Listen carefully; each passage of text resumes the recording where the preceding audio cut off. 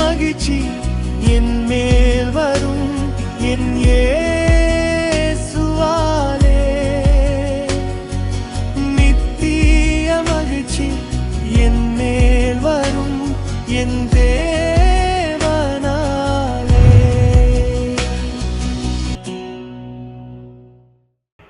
ஆதியாகமம் 24ஆம் அதிகாரத்தை எல்லாரும் திருப்பி வைத்துக் கொள்ளுவோம். ஆதியாகமம் 24ஆம் அதிகாரம் 11வது வசனம் வாசியுங்கள்.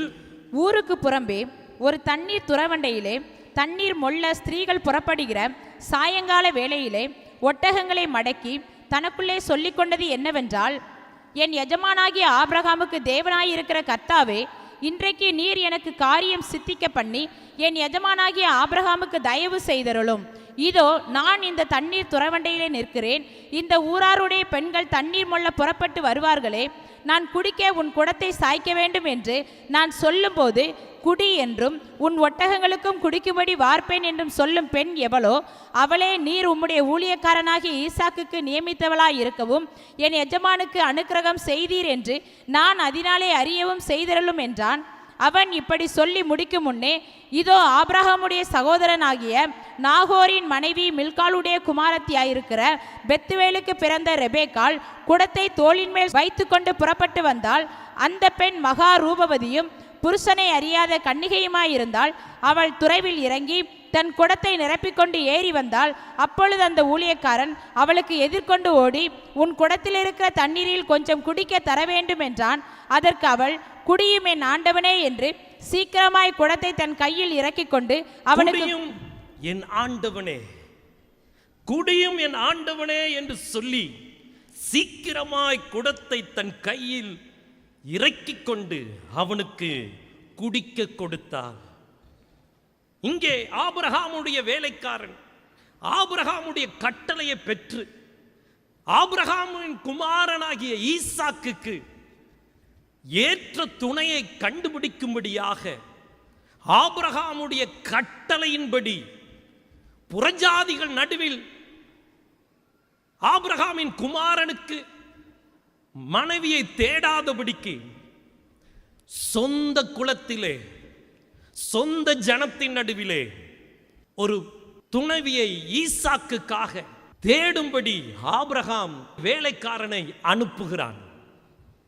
ஆபிரகாமின் வேலைக்காரன் தேவனுடைய கண்கள்ல இரக்கம் பெற்று ஜெபித்து புறப்படுகிறான். ஒரே ஒரு நம்பிக்கை. ஆபிரகாம் சொல்லுகிறார், நீ புறப்பட்டு போ, தேவதூதன் உனக்கு முன்பாக சென்று இருப்பார். தேவதூதன் உனக்கு முன்பாக சென்று இருப்பார்.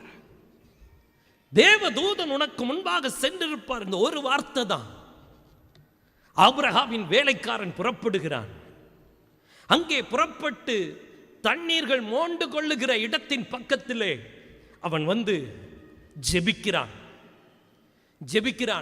ஆபிரகாமின் தேவனே என்று சொல்லி ஜெபித்து முடிக்கிற அந்த நேரத்திலே ரெபெக்காள் தேவதூதர்களால் ஸ்தோத்திரம் வழிநடத்தப்படுகிற ரெபெக்காள் அந்த நேரத்திலே குடத்தோடு புறப்பட்டு வருகிறாள்.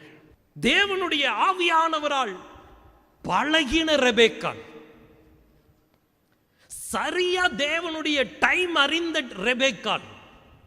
நிறைய பேரை நான் பார்த்திருக்கிறேன், ஆண்டவர் சொல்ற நேரத்தை விட்டுட்டு தாண்டி வேலை செய்வாங்க, தாண்டி செய்வாங்க, தோற்று போனார்கள்.